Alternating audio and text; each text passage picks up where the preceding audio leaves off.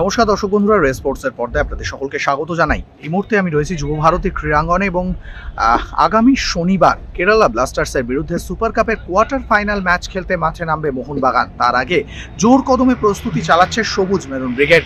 প্রস্তুতির অঙ্গ হিসেবে আজকে যুব ভারতী ক্রীড়াঙ্গনের প্র্যাকটিস গ্রাউন্ডে একটি প্রস্তুতি ম্যাচ খেললো মোহনবাগান এবং সেখানে কিন্তু সিটি অ্যাথলেটিক ক্লাবকে 5-1 গোলে হারালো বাস্তব রায়ের দল।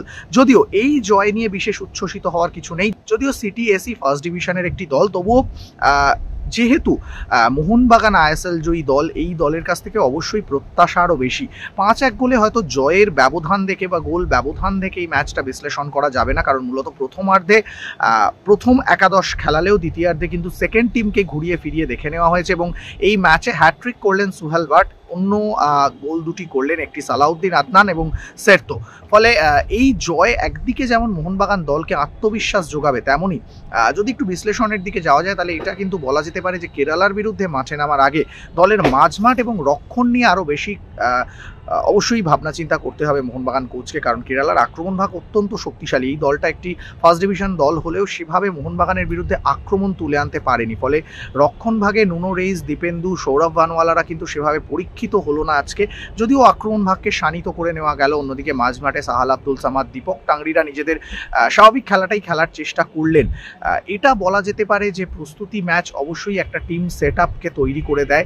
সেই দিক থেকে আজকের এই জয়টা এই দলের আত্মবিশ্বাস যেমন বাড়িয়ে দেবে, তেমনই এই দলের হেড কোচ বাস্তব রায়ের কাছে অবশ্যই এটা একটা সুবিধা হলো যে হাতে আরও 2 দিন অনুশীলন রয়েছে, আগামীকাল এবং আগামী পরশু 2 দিন অনুশীলন করবে, তারপরেই হয়তো তিনি দলের প্রথম একাদশটা বেছে নিতে পারবেন। তবে এই 2 দিনের মধ্যেই কিন্তু তার যাবতীয় যা পরিবর্তন করার এবং প্রথম একাদশ দ্বিতীয় দল দুটোই কিন্তু তিনি মূলত দেখে নিলেন, ফলে সাবস্টিটিউশনে কারা আসতে পারেন এবং কিভাবে দলটা সাজাবেন সেই সমস্ত কিন্তু দেখে নেওয়ার একটা সুযোগ রয়েছে। অবশ্যই সেই সুযোগটা তিনি কাজে লাগাবেন। অন্যদিকে কেরালা ব্লাস্টার্সকে হারানোর জন্য বা কেরালা ব্লাস্টার্সকে আটকে দেওয়ার জন্য যে ছক কষার দরকার সেটাও নিশ্চয়ই বাস্তব রায় তৈরি করছেন। পাশাপাশি তার দলের ফুটবলারদেরকে অবশ্যই তিনি এক নজরে দেখে নিচ্ছেন। আজকে যতক্ষণ প্রস্তুতি ম্যাচ চললো তিনি কিন্তু সাইড লাইনে দাঁড়িয়ে গভীরভাবে অনুধাবন করলেন প্রত্যেকটা ফুটবলারকে এবং তাদেরকে ম্যাচ শেষে কিন্তু বেশ কিছুক্ষণ কথা বলতে দেখা গেল তাদের সঙ্গে, যে তাদের ভুল ত্রুটিগুলো বুঝিয়ে দিলেন। ফলে এটা বোঝা যাচ্ছে যে অবশ্যই কেরালা ব্লাস্টার্সের বিরুদ্ধে এই ম্যাচটা মোহনবাগানের জন্য অত্যন্ত কঠিন, কিন্তু অবশ্যই সেই ম্যাচটাকেই আপাতত পাখির চোখ করে এগিয়ে যাচ্ছেন বাস্তব রায়। চলুন এক নজরে দেখে নেওয়া যাক আজকে মোহনবাগান বনাম সিটি এসি প্রস্তুতি ম্যাচের বেশ কিছু মুহূর্ত।